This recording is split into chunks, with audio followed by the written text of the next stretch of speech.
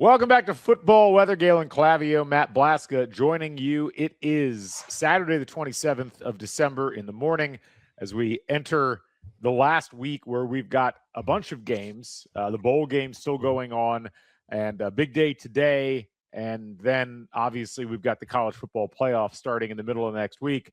Matt, good to see you again. Happy holidays. Hope you had a Merry Christmas. How you doing? Same to you, Galen. It is weird you said that. This is the last Saturday, I believe, of college football. I don't think there's any college football next Saturday, even though we still have entire playoff left. None of those games on Saturday. So yeah, we love this sport. It's the unfortunate reality where the college football has to abandon ship for the NFL, and largely because they're partnered with networks that look at these two properties and they're like, we know which one gets more ratings. Right. So college football, you're playing on Thursday and Friday, not on Saturday and Sunday. Yep. But at least there's actually 8 college football games today, including one that is going to play through a snowstorm or very close to it in New York today. So that's correct. I'm excited to watch this final Saturday of the season, but also we got more to talk about with other things going on in the sport. We really do. And before we get started with that, am I deceived here, or do you have a new microphone in front of you? I do. It's a new microphone. I've been working on trying to figure some things out. A lot of comments, but I also have the one you gave me as well, traveling, and so I have now 2. I'm trying to see which one plays better with the sound. I like what you're doing with this one so far. It's got a nice vibe to it. All right. Well, so we're getting somewhere. We'll see what happens. All right. Let's dive in first and foremost. Potentially, the coaching carousel is closed, as we found out yesterday that Michigan's going to, or did hire, not going to, they actually officially did it yesterday, going to hire Kyle Whittingham, the longtime head coach at the University of Utah. He'd been there for 21 years and had actually been there longer as an assistant before. This was a name that popped up as a potential early on in this process after Sharon Moore was fired, but most of the attention seemed to be elsewhere. It was, Dillingham, or it was Jeff Brom, or there were a couple of other names in the mix. But very quickly, we get the Michigan officials are focusing on Kyle Whittingham tweets yesterday morning, which always means they're about to hire him. And sure enough, by the end of the day, they announced a 5-year contract for Whittingham. On the one hand, I think there's kind of 2 ways we should approach this. Let's start off from the Utah side of things, because I think there's more to talk about with the Michigan side. But this caps a very weird sequence of events with Utah, where we heard in the middle of the season that Whittingham might be thinking about finally hanging it up, and there was no official announcement until after they ended up losing in the Big 12 title game. And for a lot of people, they immediately leapt to the idea that Utah's announcement of this private equity deal had spooked Kyle Whittingham and that he was leaving. You dig into it a bit more, and it's a little bit less complicated than that. It really does feel like, from what I've read, that there was an elongated and somewhat weird coaching waiting situation that was going on in Salt Lake City. They finally thought that Whittingham was going to just step away. And then, of course, what happens is he steps away and immediately goes within a couple of weeks and goes and signs with Michigan. So I can understand why people are a bit perplexed by this. But by the same token, it may just be as simple as a guy needing to step aside because he promised he would for several years, and then another job happens to open up at just that moment. It seems like a lot, like you just said, a lot of the events have come up, and I guess I just kind of forgot how long this was, but Morgan Scalley was named the coach of Wayne in 2019. So we're talking 6 years. That's a long time for him to even wait around. His name's been floated to other jobs over the years. And, truthfully, I don't know a lot about him, but he's been obviously looked at as a really, really bright coach. So it seems like there was a probable ending last year. It didn't happen. He wanted to come back after Cam Rising got hurt again. And they finished 5-7, wanted to finish on the right note. And they were obviously 10-2 this year, had a really good season. We're in the mix for the college football playoff most of the year. And then it seems like around that time, they said, we kind of need to move on here. Let's part ways. And oddly enough, the Michigan job opened up at around the same exact time or right before that, right? So it was a really interesting time frame how this all worked out. And you wonder if there was a contact in that frame, in that time frame with Whittingham early on in that December 10th, 11th, 12th area. And so maybe he knew he had a pretty good shot at this job, knowing that there was going to be very few other people available, including, the DeBoers, or as you mentioned, the other coaches you mentioned as well. So it seems like from the Utah standpoint, there's some people that are a little upset about this, considering Kyle's been there, for 20 years. He took them to very good bowl games, including the Fiesta Bowl. One that had a perfect season. It's been a long time, but they've been in the mix for a long time. Yeah. Pac-12.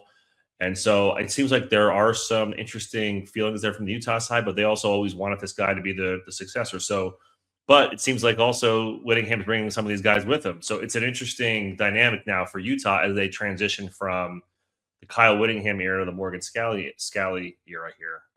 And seems like it's overwhelmingly popular how it's kind of played out. Yeah. Look, I can understand why Utah fans would be a bit perplexed by this, because Whittingham stepping aside voluntarily is something that he's been intimating. That's why they had a coach in waiting as far back as before COVID. And then it finally happens. And what often occurs in these situations is, and why I've never liked the coach in waiting thing, is like, well, you're hanging on to a guy who you think would be a perfect next fit. No one really knows how that goes. We've seen coach in waiting situations work out, but we've seen a lot more of them not work out. I always think back to Will Muschamp and Texas. I guess that worked out for Texas. But after a while, just because you say this guy's going to follow the guy that's there doesn't necessarily mean that that's the right move. You also have to factor in how quickly he turns around and goes to Michigan.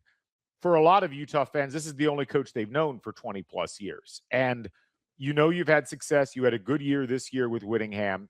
And the idea that he's now going to go coach what is essentially a bigger brand than Utah, that's certainly going to sit poorly with Utah fans. But I think this is where sometimes people get issues conflated.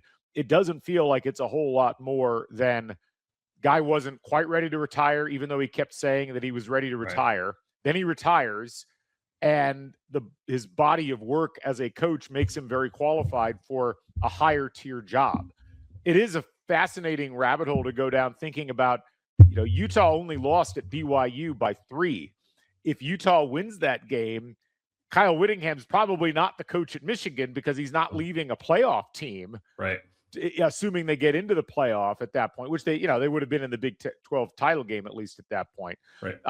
That would have been an interesting little rabbit hole to go down. But anyway, Utah is going to obviously have to deal with portal issues with Whittingham going elsewhere. And Scally now has to deal with the reality that in the minds of a lot of fans, he elbowed out the most successful coach that their program ever had. That's a rough way to get started with your coaching tenure. Right. And it's important to note that this coaching change does not affect the transfer portal 30-day window with a new coach. Since it's before January 2nd, I believe I read that correctly. Yeah. So that's why Whittingham's basically leaving today to go to the Michigan game, because he has 6 days to essentially keep the players that he probably wants, or at least talk to these players, see who is a good fit. So it's a really, really quick turnaround for both programs as they try to transition into the next phase of the college football season. I believe they both play bowl games in the next couple of days, right?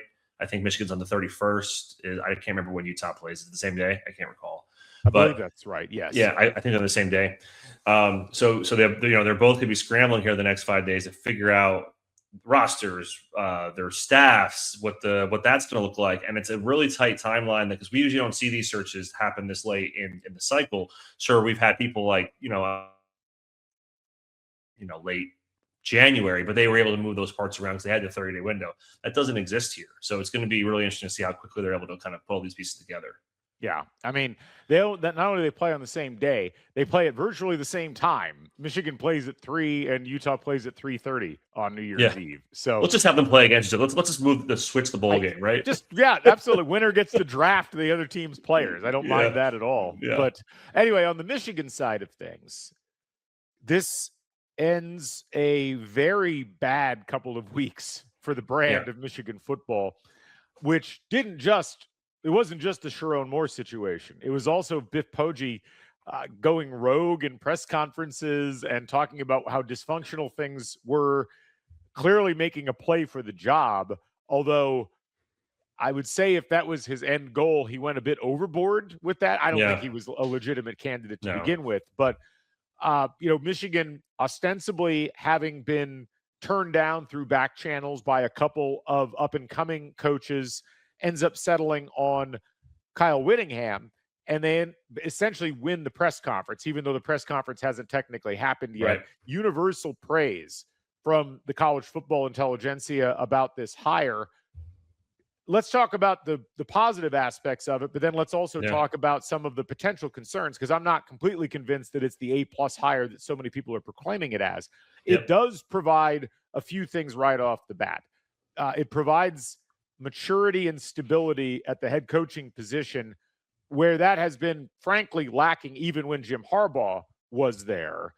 This is a guy who's well respected, who's got a proven track record. You and I were talking about this when Moore got fired and how they were unlikely to go after a coordinator. My rationale for that was, if you're Michigan right now, you need someone to rebuild the culture of your program. Right.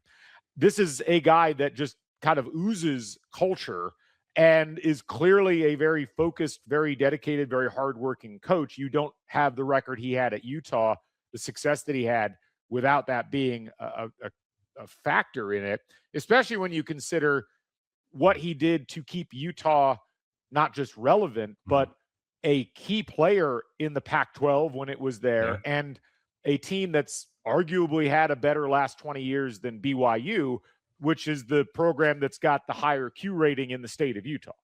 It's a really good point. Like, Whittingham has been a rock for them. He's been there since 2004, but he's really, outside of the 24, they're on their 5th string quarterback. They've had a winning season every year from 2014 forward.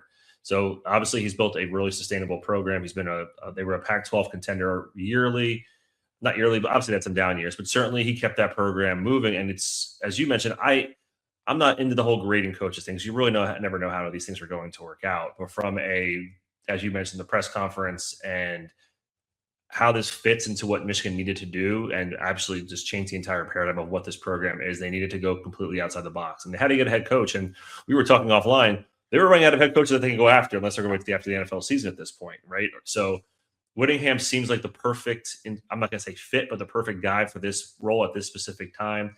He is older, so he gets a shorter contract, but maybe he gets this thing the ship righted for Michigan. So I think from where Michigan's standpoint, where the jobs where he ends up replacing Sharon Moore, the timing, Whittingham is probably the best person you're going to get. It is interesting now that the two coaching searches that were really up in flames for a long time, not up in flames, but really were interesting, was Penn State and this one, and we both end up with really good hires that we think on the surface. But I like it. I'm just interested to see how quickly he's able to turn this with such a short time for at least the 2026 season. Yeah, I mean, there's a lot to like about the Whittingham hire. It's clearly a good hire. It's clearly a hire of a guy who wants to go there and has a track record of success. Now, I guess, and as you said, both Penn State and Michigan both end up with what are generally accepted as being very good coaches. I think with both of them, there is a question about how much of what they've done at the programs that they've been at, Iowa State and Utah, actually translates to Penn State and Michigan. Because you think about it, Michigan has now gotten a taste of winning a national title. And other than that year, they've had a pretty above average, but not to Michigan standards historically, century so far. It has not been, they've watched Ohio State surpass them as the dominant program in the Big Ten year over year. They've had years where they've had losing records. They've had Rich Rodriguez as their head coach. They've had Brady Hoke as their head coach. And then for Penn State, they fire James Franklin expressly because he hadn't won the big game. Well, Matt Campbell has done great things at Iowa State for Iowa State, but his record at Iowa State would have gotten him fired at Penn State. Kyle Whittingham, as you've mentioned, he has done a wonderful job at Utah, a program that we don't think of as a national power, in getting them to the Rose Bowl. Obviously in 2008, should have been able to play for a national title, but got excluded from that. They ended up undefeated, played in the Sugar Bowl that year.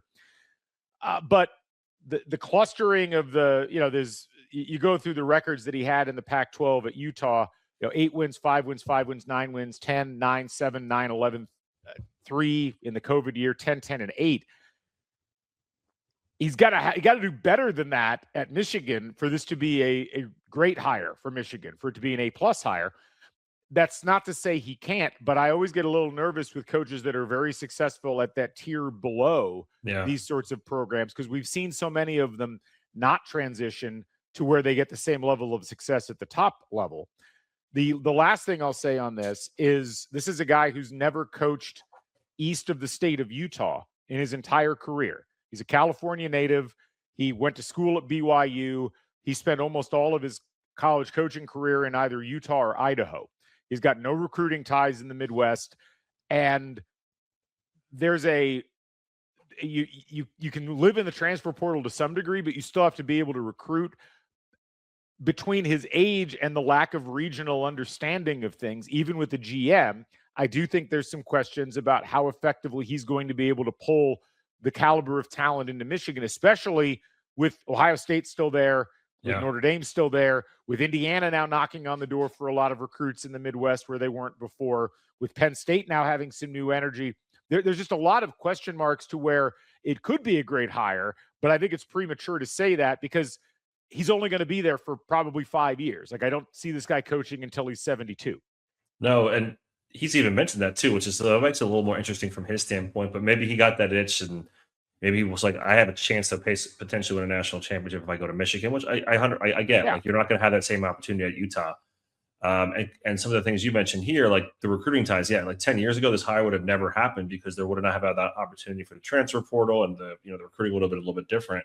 So it is interesting. It's also interesting that if you look at just the Big Ten as a whole, like they went, and I don't want to say the word retreads because that's not fair to the coaches, but they went with a Matt Campbell, a Pat Fitzgerald, and and Whittingham as the coaches that replaced some of the bigger programs, where down south they went with the American coaches. And so it's really interesting to see how that's going to play out here in this cycle.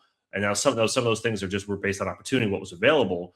But it is interesting how it's kind of played out that we're getting the more well-known coaches at these, bigger programs up north compared to the south. They're going more with maybe the chance guys that you think are going to be good, like the Summeralls and the Golishes.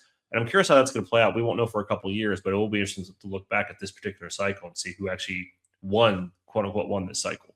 Yeah, I mean, a lot of people have brought that up. And again, on paper, the Big Ten's had a great coaching cycle, really several coaching cycles. Like, you think about what they've done and the programs in the Big Ten and who they've selected as their head coaches. There's a couple of people who I think the jury is still out on. Matt Rule would be a great example of this.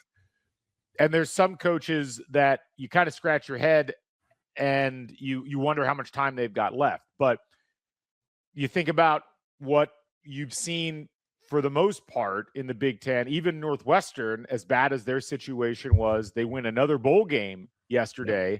And that was a team that had a ton of injuries this year. They'll probably be better next year. Illinois has done very well under Brett Bielema. PJ Fleck is 7-0 in bowl games. Winning bowl games. I still don't understand how that happens.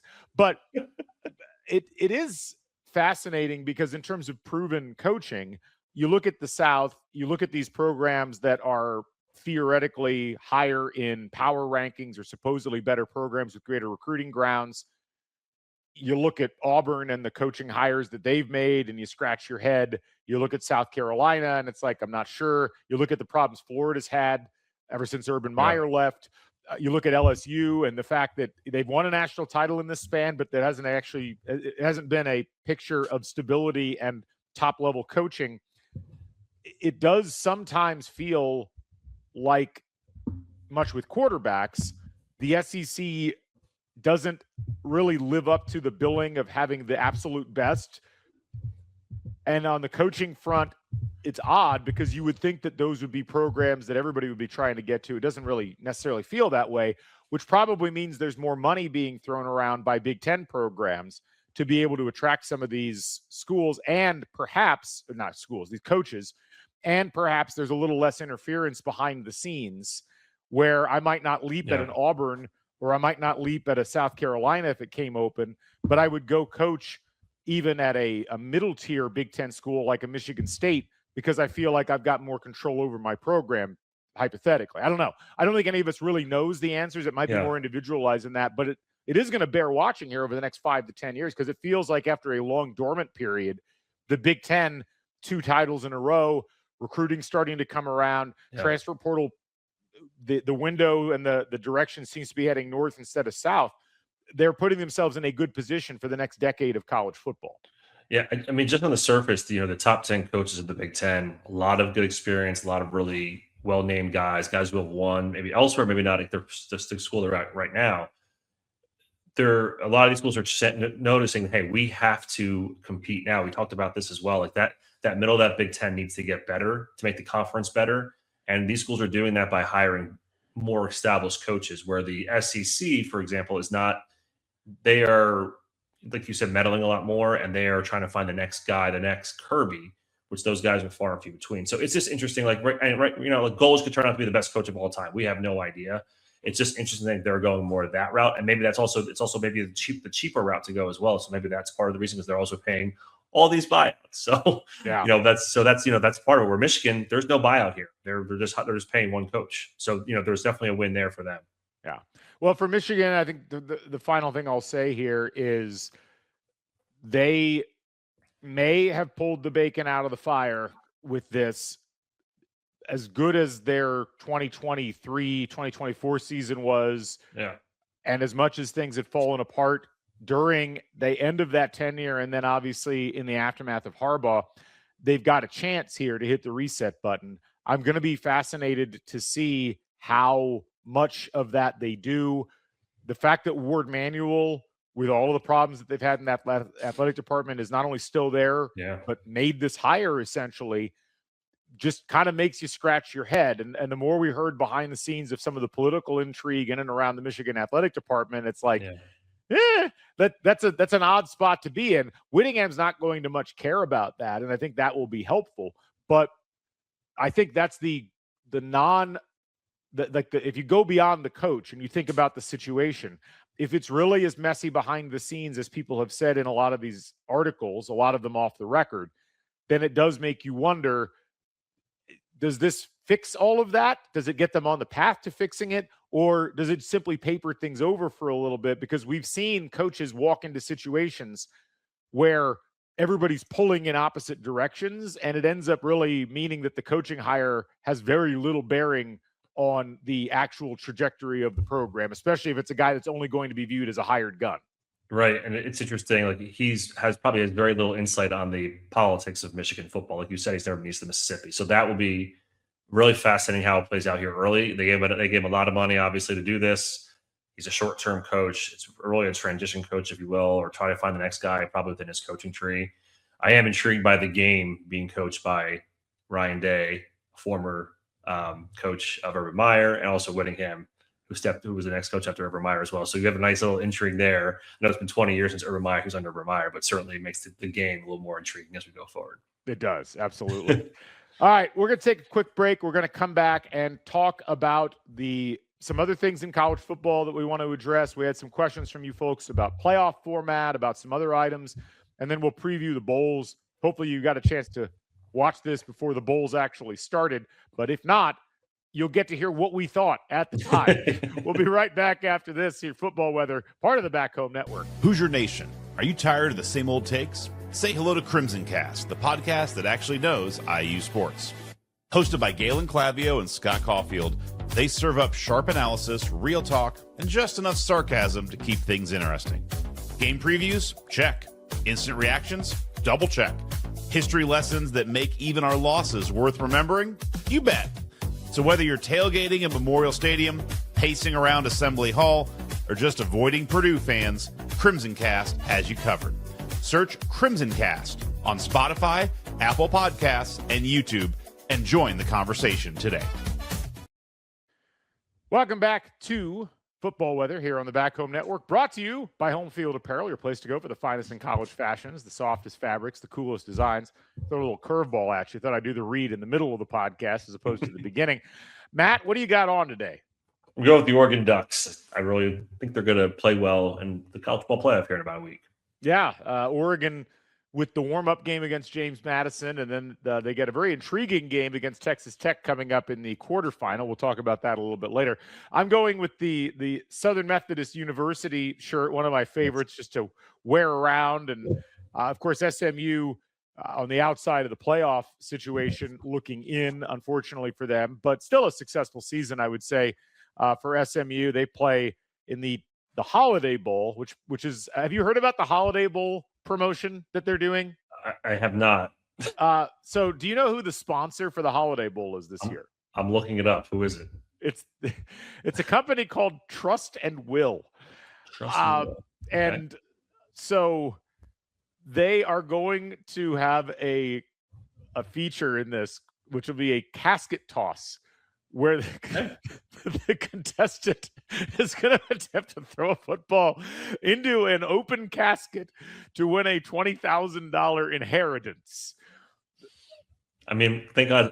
Maybe it's because it's not a casket, or I mean, it's pretty wild. We've seen the bowls get crazy. We saw the baked beans a couple of days ago. Obviously, today is a national holiday for many because it's the Pop-Tarts Bowl, and we all know what happens in the Pop-Tarts Bowl. It's great. The idea of using an open casket as a prop for a college football promotion, I can't tell if it's the greatest thing ever or the latest sign that we should probably just give up on society completely. I'm going to be tuned in now. So I'm in. See, yeah, but anyway, then in the Holiday Bowl, it'll be SMU taking on Arizona, which is a really fun match. Yeah, I'm looking forward to seeing that. Yeah. In another lifetime, I feel like that's a Big 12 matchup, but it's not. So it's not, anyway, you can buy an SMU shirt, an Oregon shirt, any shirt of any of the teams in the playoffs at Homefield Apparel. Just go to homefieldapparel.com, use the code HOME23, HOME23, and get 15% off your first order. 'Tis the season, still time to do some late holiday shopping. So head over to Homefield Apparel and they'll get you taken care of. All right, Matt, let's tackle some questions from the audience. Where would you like to start? Let's start with the college football playoff. Let's start with that. This is from Brock yesterday, Brock IU 2017. This year they changed the format for first round buys. What do you think the next change for the CFP is for 2026 and beyond? My wish is to get rid of the weekly rankings show and have home games in the quarterfinals. So what are some of your thoughts on where we go next for 2026? Let me respond to those two first. It'd be, I think, best for everybody if they did one of two things. They can either get rid of the weekly rankings show. I'm not as bothered by that because I don't expect the rankings to stay the same. This is, I guess, the one thing that I get that I have an issue with when people complain about the weekly rankings show. They're like, "Oh, it's just all made for TV." Well, of course it is. What did you expect? Should we just show a computer printout then that's it? That's not drama. The idea of having a reveal of what's going on, I guess the argument is that it aggravates fan bases who don't understand why their rating moves around. So rather than have a weekly rankings show that just does that without providing explanation, I would go the other direction.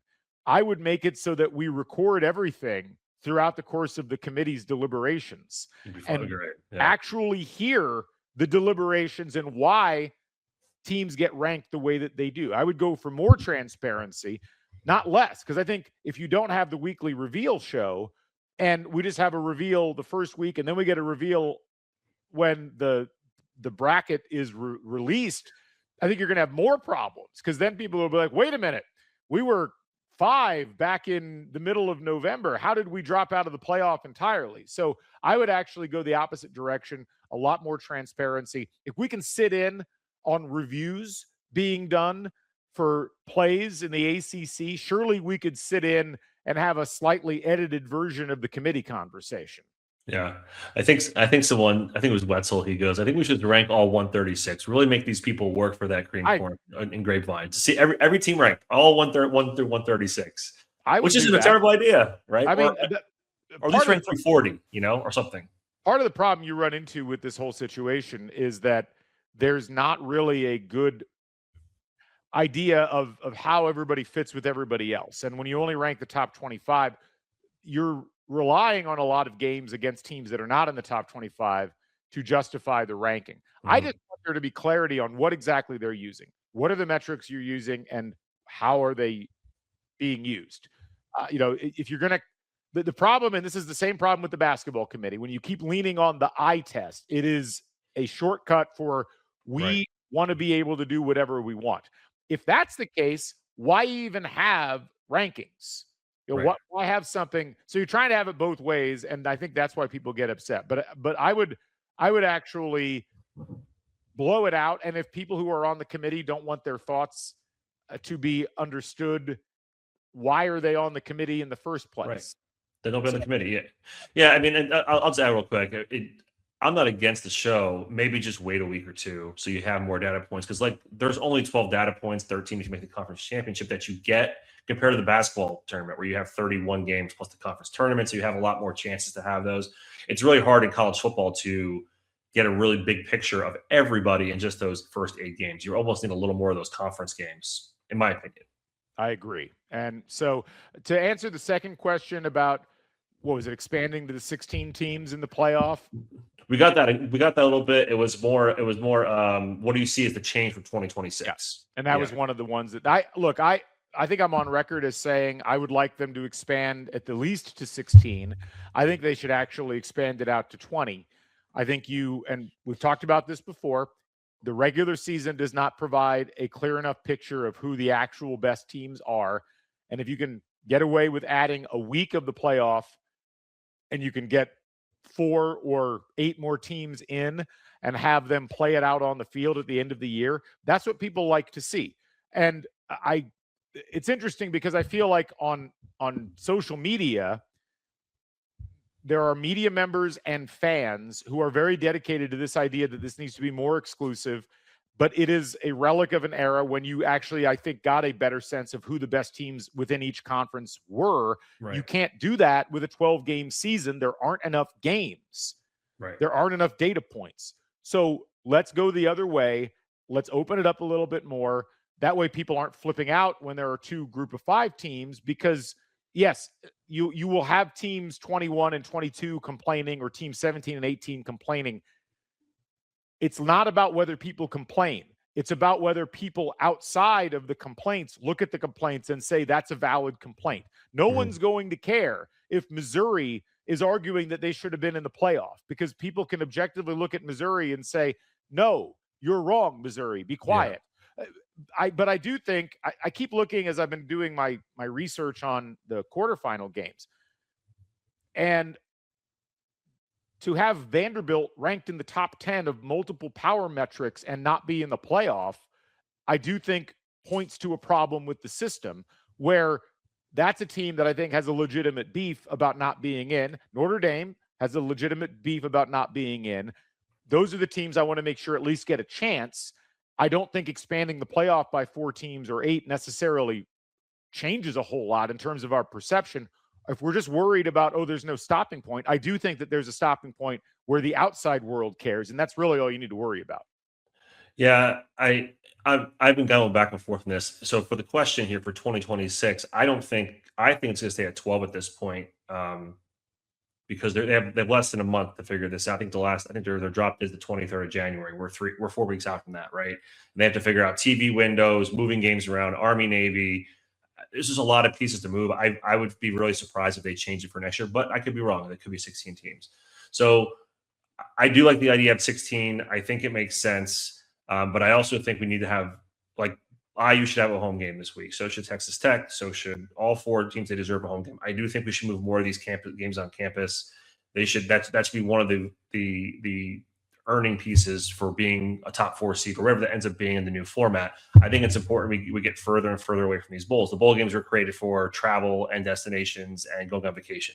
That doesn't exist anymore. No one really, it doesn't really matter where those games are anymore. It's just not part of this current structure of where we are as a society. So I think we'll start seeing those bowl games go away. I do like 16. I think that's where I would land. I understand the argument for 20, but we also need to make sure that we're giving access to, if it's group of 5, they get 1 or 2 spots, not complaining about it. That also has to happen. Like everyone's worried about blowouts. It happens at every level. D2. Go look at the D2, 3, the D2 or D3 or the FCS bracket. It happens. I will say this: Illinois State's doing a real huge favor to the Big Ten right now, and they're arguing for more teams as they have won 4 road games. Four road games to get the national championship game in next week. So if you're ever going to use an argument of why we need to expand, that's the argument, because it can happen, and you can catch lightning in a bottle. People forget Illinois State plays in the best conference in America, right? They play North Dakota State, South Dakota State every year.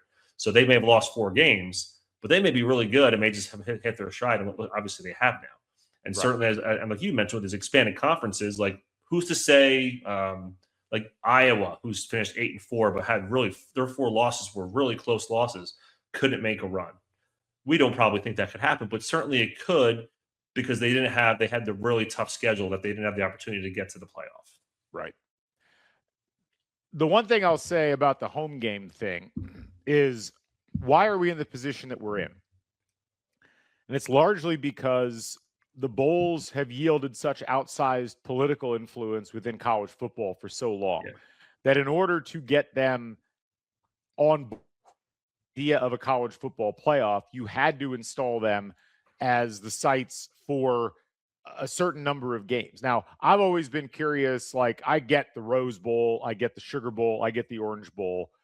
I'm not sure why we're bending over backwards for the Fiesta or the Peach, or the Cotton Bowl. Like, those were at one time, each of them had their roles as top level bowls, but they don't have the grandiosity or the history of the 3 bowls that we just discussed. And so from my perspective, at some point they need to be like Cotton, Fiesta, and Peach. We appreciate your service. We'll rotate you in maybe once every 3 years as a site, but we're going to coalesce around having the Sugar Bowl and the Orange Bowl being the semifinals, and then the national championship being in the Rose Bowl, and then maybe you rotate it the next year. I think that would be a reasonable way of going about it. And until college, and this is, again, a lot of this comes down to this idea of nobody's in charge of college football. There's a bunch of different interests that have influence over it, and that's mostly networks and conference commissioners, and then you throw the bowls into the mix. That power dynamic has to be broken. There needs to be a more collective series of actions taken on behalf of the sport of college football, not this cobbled together thing, which is just all coalition building and then coalitions falling apart. Witness the alliance between the Big Ten, the ACC, and the Pac-12 is a great example of that. We've got to have more stability, and this is a good place for it to start. I just don't see it happening. I actually do think we're going to end up with 16 teams for the next cycle, because I just don't think they're going to turn down the money. Now, what does that mean in terms of the home games and things like that? I still think they're going to keep these bowls in the mix for a bit longer, because I don't think that there's the political will at this point to break it, but that's got to be the next step, because I agree. It'd be great if Indiana was hosting Alabama on New Year's Day. It'd be a very different type of college football from the college football that a lot of the people that control the sport grew up with, and that is a big obstacle. Right. And as we get further away down the line, away from the bowl, we have certainly seen that we're getting further and further away from the why the bowls matter, especially now with the home playoff games. It's going to happen. It's probably not going to happen now. And I just wanted to comment. So people who are listening to are not used to, don't know a lot about college football. The Rose Bowl has held so much power.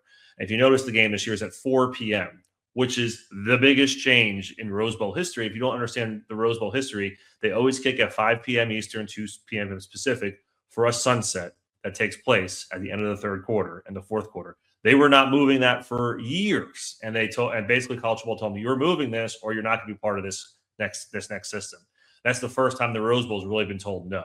So so kind of, if you have some perspective, sunset was really owning this sport for a very long time.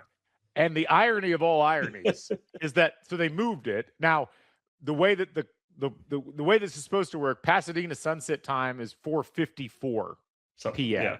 Yeah. Which you could theoretically, if the game lasts, because the game's going to probably kick around 1:15, you could theoretically get the sunset at the very tail end of that. But the irony of all of this is that it is going to rain all day in man. Pasadena. There's going to be cloud cover at the time of the sunset. And so all of this wrangling and moving around and horse trading to preserve a sunset that almost certainly is not going to happen for the Rose Bowl this year. And granted, that's a very rare thing. I don't know how many rainy Rose Bowls there have been. But we'll talk about that when we talk about the playoff matchups here in a second. But that's, the irony of that keeps rattling around in my brain. But you're right. This is where you've got to break this cycle if you're going to move the sport forward into the next era. And yes, there'll be a bit of tradition lost, but there'll be new traditions gained. And this is the thing I keep getting frustrated with college football commentators on and fans. A lot of the things people are pointing to as ironclad traditions are things that have only been around in some cases for 20, 25, 30 years. Yes, there's things that go back longer than that, but we get so caught up in preserving traditions that are really just what your generation has gotten comfortable with, not necessarily something that's been there since the sport was invented in the 1860s. And so that's where there's just, you've got to have some evolution because it's already a different sport. Let's move with the times. Right. And these other bowl games will still exist. Like, I don't think they're going to go away because they're a money making for ESPN. They bring in 2 to 3 million viewers. I watched a lot of that Minnesota game yesterday. Why? Because a lot of people are off this time of year, or there's just they have all these blocks that ESPN has to fill. And it's enjoyable just to turn on a random game. I enjoy it. I like seeing games at Fenway Park or Yankee Stadium yesterday. There's one at Chase Field yesterday. So there's these spots where there's games for the college football season to end. But you can also incorporate the playoffs still, and maybe some of these other bowls. Like, for example, you mentioned the Fiesta Bowl. Maybe it's not part of the playoff, but it's also now maybe it's a major bowl for non-playoff teams. So it actually means something a little more than going to the Gasparilla Bowl or something. Yeah, absolutely. We did have a question from Pitt Hoosier. How big a disadvantage are the remaining playoff teams at in signing and evaluating portal talent? If they know what they're doing, they're not at a disadvantage. Yes, you have to take some time out of your playoff prep in order to go look at the players, but you should have a division within your football program that's doing that already. And so I don't think any of these programs, any of the 8 remaining, are necessarily at a disadvantage unless they don't have something set up, which feels unlikely given the brands that are in the mix right now.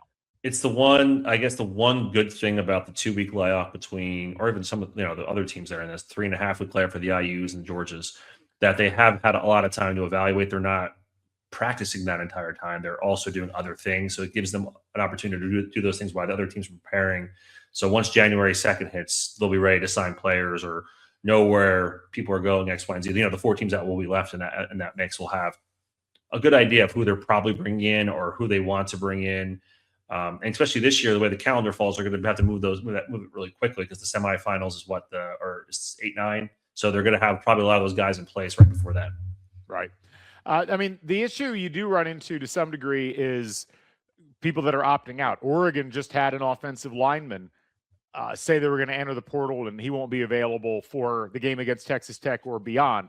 I don't think I've seen a bunch of that with these teams. I haven't looked. Like Indiana, for instance, has not had anybody that I'm aware of publicly opt out. That's the one thing. You'll have some situations where there'll be some questions about people in the program leaving, bringing people in, and who are they replacing. I do think it becomes a little harder for the teams that win in the quarterfinal round. But again, I think that's where you have to have a more professionalized operation and tell people, like, look, we're going to have some changes going on, and that's part of the business. And this is part of getting paid to play football. It's not ideal. And again, it's not a great date. It's not a great portal window, but this is what coaches asked for. And so you end up reaping what you sow in these situations. It is one of those things where if you're not in the playoff, you probably have a better shot at getting some players you might not otherwise. But we really haven't seen enough cycles play out to really know for sure. Yeah, I think the hardest one was last year with the backup for Penn State, Bo Priller, who I'm going to Missouri, right? He opted out after the first round game. And so they didn't have a backup Penn State. I mean, they did, but it was their third stringer who really didn't see much time at all on the scout team, all those things. So if their quarterback got hurt last year, they would have been in some trouble. But if guys like that would be a real big problem if we're opting out of the playoff, because that would cause some really downstream effects for the team. Yeah, absolutely. Any other questions you want to hit before we wrap this up? I think we had a lot of them. We got the rest of them were about about the playoff, 2014 playoff, different formats. I think we can handle some of that stuff in the offseason, but just the big one is, will there be any changes, which we've kind of already discussed for this year. So I think we're good with the questions. Yeah. So quickly, let's run through the games we've got today. A mixed bag, certainly, of games. Obviously, I think the one that has the most brand attention is Penn State Clemson, which is going to be played in snow. Preseason national championship. The preseason national championship. The game time temperature for this is going to be about 27 degrees, which, I mean, Penn State's certainly built to play in these conditions. I'm curious to see how Clemson deals with this. Do you think they actually have cold weather gear ready? Like, at all? They better have bought some at this. Maybe head down to Academy Sports or something and pick something up. I'm excited for it. It'll be a fun game. Yeah, nice noon game. It's Clemson is still a 2.5-point favorite. I might need to investigate that line a little bit more. BYU and Georgia in the Pop-Tarts Bowl. Obviously, you've got the spectacle, but you've also got a potentially really good game. Two teams that were in the playoff hunt right to the end. And Georgia Tech's offense forgot how to do things in the last couple of games of the season. But I'm looking forward to seeing that matchup. And then tonight, you've got Virginia and Mizzou, another two teams that were in the playoff mix in the Gator Bowl. That's probably the three I would keep an eye on. Anything else catch your fancy? No, those are probably the three big ones. Army is always fun to watch. I think that one might be in the snow as well, up in Fenway. If the snowstorm's going that way, I'm not really too sure. But I always look forward to the Pop-Tart Bowl. It's sold out, so they've done a really good job. That's what the third or fourth year of that bowl. Always a great marketing from a marketing person in sport. I always love watching that game and all the things they put together. Absolutely. On the 30th of December, you've got the lead-in to New Year's Eve.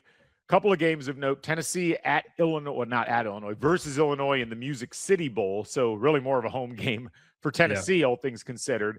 Illinois, disappointing season, but so did Tennessee have a disappointing season. I don't know.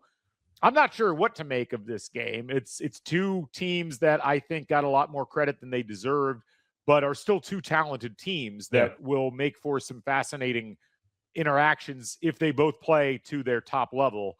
And then USC versus TCU in the Alamo Bowl.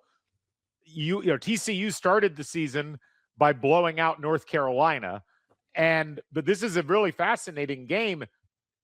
Josh Hoover announced he's going into the portal.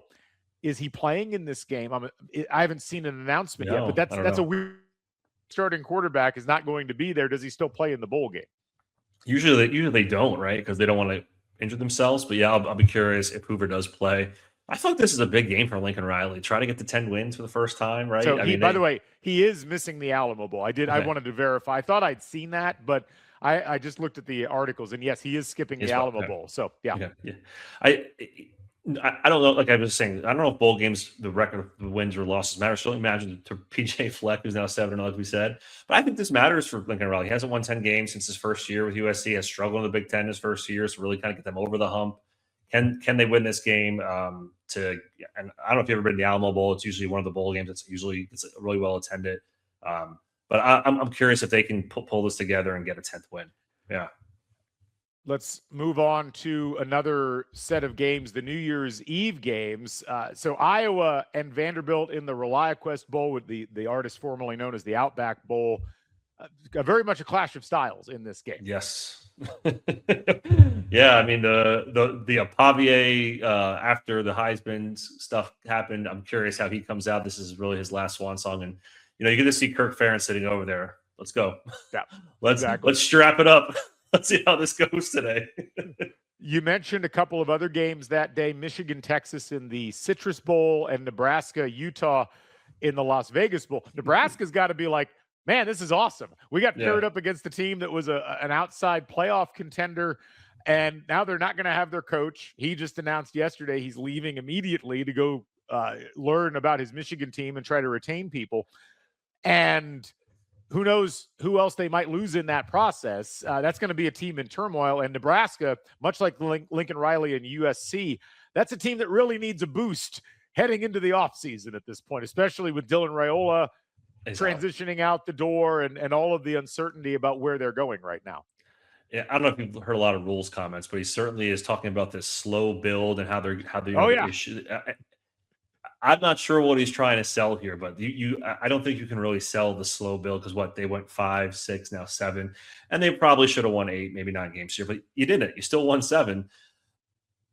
I think they really need to show up and be better than 7 and 6. 8 and 5 would be a nice stepping stone for them, but they have really struggled in these matchups. I think they're like 128 in the last 29 top 25 matchups. Like it's been a really tough go for them. I'm curious how they show up. I'm curious how Utah, with the assistant coach now the head coach, maybe they were already preparing for that anyway, since he was going to be the new head coach, right? So it's interesting. Utah's obviously better, but we'll see how Nebraska plays this game. Yeah. And then, of course, we have the quarterfinals. We talked about each of the matchups a little bit before. Any updated thoughts on any of these 4 games? Anything change your mind about things? Or how are you feeling right now about starting with the Cotton Bowl and rolling through New Year's Day? Yeah, I feel really confident. Like I think we talked a little bit of this offline. I'm really curious how Miami, puts this together after what happened last 2 weeks ago with the lack of offense going against a better defense in Ohio State. Ohio State having a month off to get themselves right after the Indiana loss. The more I think about it, I think Ohio State's really going to roll in this game, and maybe that's just me just reading into one game that Miami played, a week and a half ago at this point. I think Julian Say and that defense will be really Julian Say, obviously the quarterback, but really kind of get going against Miami, who really did not look good at all last week. Yeah. I really, when I started looking at the numbers, initially thought to myself, I think Miami's got a shot in this game. The more I've looked at the numbers, the more I don't think Miami has a shot in this game. I mean, yes, Miami does have the ability to get pressure on the quarterback. And a lot of people looked at the way Indiana played Ohio State and said, well, that's the secret to beating Ohio State.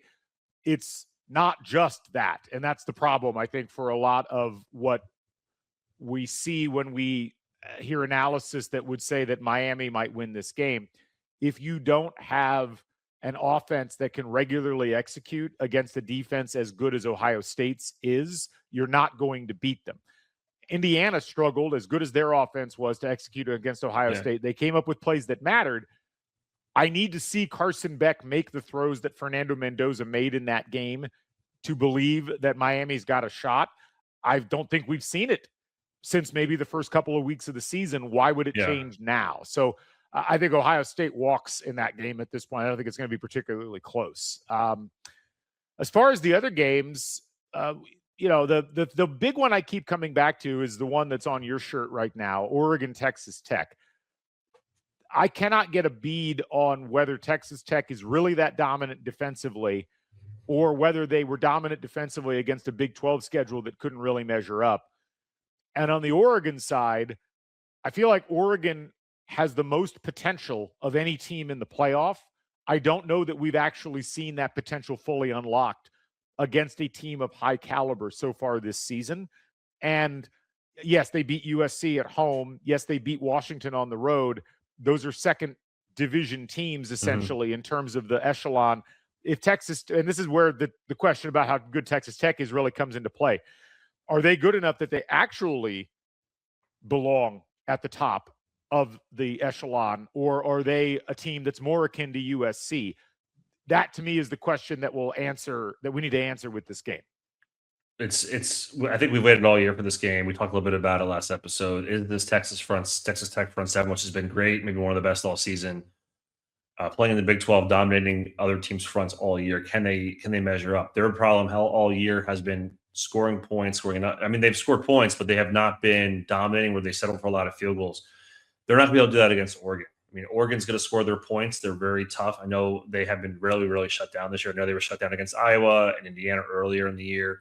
But they've really seemed to get it going. They got a nice game against James Madison to prep them for this. I think that's going to be a huge advantage for them already playing, where I feel like Texas Tech is going to come in, not rusty, but certainly Oregon's going to come in ready to go. Because after we mentioned what happened last year, I think that's a really big factor here for Dan Lanning going forward. He's going to have these guys ready. And I think Dante Moore has only gotten better. I'm not saying I'm not giving my pick on this yet because I'm still kind of looking at everything, but I think it's going to be a really, really good game. I think this might be I don't want to say the best game, but it's going to be a really interesting clash of styles for the playoffs. Probably the best differentiation of playoff games. Yeah. trying to think if there's any other. That's about the big thing for me on that. I think this is the most even game of the four. Yeah, I would say too, and Vegas agrees as well. Yeah. And then as far as the other two games are concerned, obviously Georgia, Ole Miss. This is the one I've gotten more convinced Ole Miss has a chance in this game. Now that could be foolish, and it relies on Georgia and what we saw in. I feel like to some degree, a lot of the belief in Alabama is supposed to be derived from the idea that the SEC championship game was not representative of what Alabama could be. But a lot of the belief in Georgia is that the SEC championship game is representative of what Georgia is. So I don't think it can be both. I think either Georgia's awesome and Alabama got exposed against the top team, or Georgia just had like an off good game and they're not as good as they showed. And if that's the case, given that Ole Miss beat them last year and was leading late in the game this year, it does make me wonder if Ole Miss might have a puncher's chance in this game, because I don't think Georgia is likely taking Ole Miss as seriously as they would any of the other potential opponents that they would have faced in this round. Ole Miss led late in that game. We talked about this last week. They were up into the third quarter. They didn't punt till the fourth. They're not going to be scared of Georgia. That's for sure. Even with Lane Kiffin not there, they still have Weiss calling plays. They still basically have the same staff. That team knows they can compete with this team. So I think that's what makes this different. If they didn't play this year, I would say probably Georgia, and not in a rout, but I would be more confident. But since they've already played, it's hard to beat a team twice. It's hard, and Ole Miss has already played the harder game by playing at Georgia. Now, this is a neutral site game. Certainly, they're going to have a lot of fans in Superdome. Both teams will. Yeah. I'm curious how this goes. The spread seems a little high, and I think we've all dismissed Ole Miss because of all the coaching chaos that happened. But after watching them do the same thing they did to Tulane twice, I'm a little more not say I'm ready for Ole Miss to win, but I think it's going to be a really fun game. All right, last game, Indiana, Alabama. The big question marks for me in this game are actually there's three now. The third one's been added. Going back to what I said about the SEC championship game. Yeah. Is the Alabama that we're getting the Alabama that beat Georgia at Georgia, or is that the team that struggled to keep up and do anything against Georgia on a neutral site? They clearly have talent. They clearly have potential beyond what they've shown. Can they actually put it all together in a neutral site game against what all the statistics say is a great team? And for Indiana, can they play at a high level against a team that's very physically imposing? We've seen them struggle at times against really physically imposing defenses. Happened against Iowa, happened against Penn State. But then again, it also didn't happen against Oregon in the same way. They scored 30 points in that game. And then the third question, and it goes back to what I was talking about with the sunset in the Rose Bowl. This is going to be a wet Rose Bowl. This is going to be, there could be an inch of rain on top of an already soggy field because it's been raining out there nonstop for 3 days. That probably favors Indiana because that lends itself to running the ball more than passing the ball, and Alabama can't run the ball. So there's a lot of question marks about this. I think Indiana is a deserved 7-point favorite, but we do need to see them perform at a high level on a neutral field against an Alabama team that's a wild card as much as any team is a wild card in this playoff. Every time I hear somebody say Indiana's a 7-point favorite over Alabama, it's earned. It's just so wild still to hear it, I think my three for this game would be certainly, I think the weather, if it's going to, as predicted, it's going to be rainy.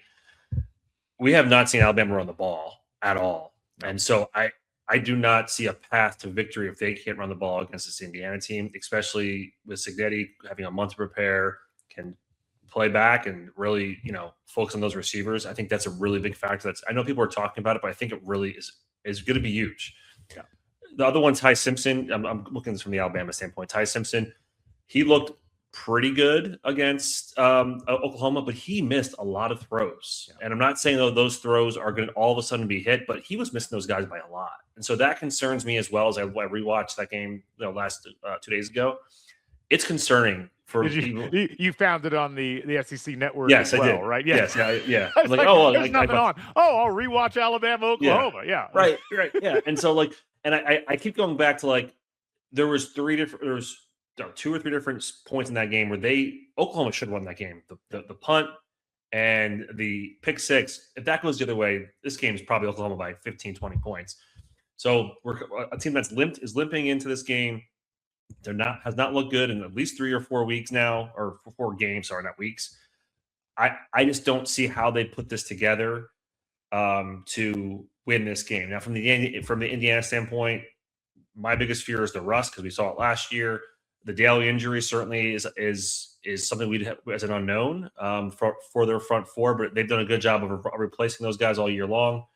And so Indiana's really balanced. So I see more the concerns of Alabama compared to Indiana, and that's not I don't want that to become a homer take. That's just what I've seen so far for both teams. Yeah, I think all of that's fair. And look, even the one last thing I'll say, I just don't think there are a lot of take-home points from last year's quarterfinals that you can reliably count on for this year.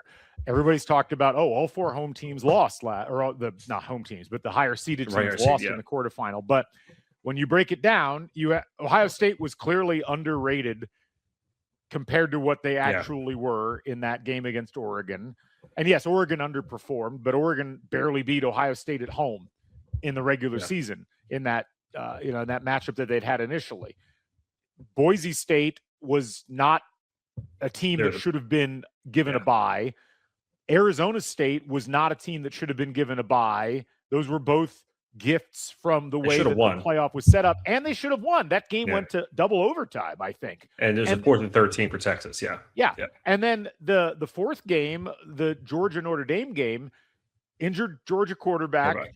And a Georgia team that was, I think, far more hyped than they should have been going into the playoff. And it's what makes me scratch my head a little bit about this year's Georgia team and just not totally trust what we're seeing out of them. Then the difference last year was, if you really paid attention to that Georgia team down the stretch, they were struggling even before the injury. They had to go to 8 overtimes to beat Georgia Tech. They had to beat Texas in overtime in the SEC title game, and that felt like a big win for them. But that was a team that had already lost at Alabama, had lost at Ole Miss. So I just don't know that it's an apples-to-apples comparison. So, yes, the rust is something that might be an issue, but I also don't think that any of the teams last year lost because of rust in the quarterfinal. Yeah, it's for me, it's more just getting off the mat, because we've seen this in other bowl. Over the years, we've seen teams struggle just to get started, and I don't foresee that being. I think these 4 teams that have the byes, maybe excluding Texas Tech, it's going to be maybe an issue, but it's always a thing. Time. I will say this, and I'm curious, and maybe we can wrap it up on this. Do you think we will see 3 Big Ten teams in the semifinals, or at least at this point? Yes.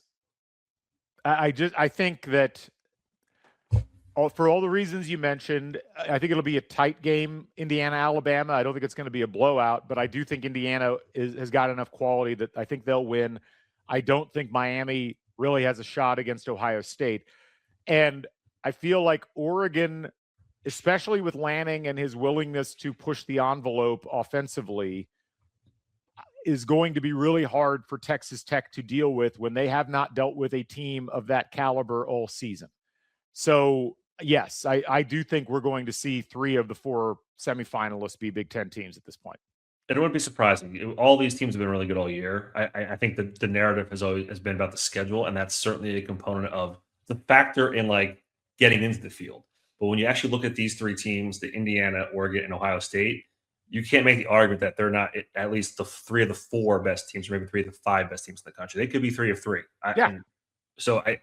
I'm really curious if that plays out, what that looks like nationally from everyone's perspective, especially in the South. And even if you wanted to take the schedule aspect, the key with looking at, say, Alabama's schedule is what makes their schedule better, not overwhelmingly better. If you compare Indiana and Alabama's schedule, I was doing this yesterday just to satisfy my own curiosity. If you average S&P plus FPI and FEI in terms of the power rankings of the teams right now, Alabama's strength of schedule is about 17 spots higher if you take home and away out of it and just take pure team rankings than Indiana. 17 spots is not that much within the way that we think about college football, given that there's 136 teams. I mean, you're talking about about 10 to 15% of the teams in college football in terms of echelon. And a lot of that ranking is buoyed by the reality that a lot of the SEC teams look good to the power rankings because of the way they play and how the power rankings account for certain aspects of football and not others, which you see in basketball too. It's why, for instance, like Wisconsin always is really high in KenPom or BPI because they play low possession games and they win those games. And that looks better than playing high possession games and winning. And for, I think, a lot of the teams like Auburn or LSU, who were clearly dysfunctional teams, yes, they're full of talent. They're difficult to beat, but I don't know that they necessarily warrant the power ratings that they've seen. Good teams should beat those teams regardless. And that's so, again, we'll see. It's possible that the SEC is still talent-wise a whole level up and coaching-wise is also there, and that the Big Ten teams will all get exposed, whether they're playing them or playing teams in other conferences. But I don't know how you can look at, and a lot of people don't look at the power ratings and say that they mean anything. A lot of people disregard all of those things and rely on their own individual version of the eye test. It's possible that they're right. It's possible that all of these teams have more speed, more athleticism than the Big Ten teams. But these power ratings, whether they're made by ESPN or made by Bill Connolly or made by the FEI guy, Brian Freemow or whatever his name is. I apologize for not remembering that off of the top of my head, but it's one of those things where those people aren't biased. Brian Fremeau. I'm sorry, Brian. I never have known how to pronounce your last name, but you do amazing work with FEI.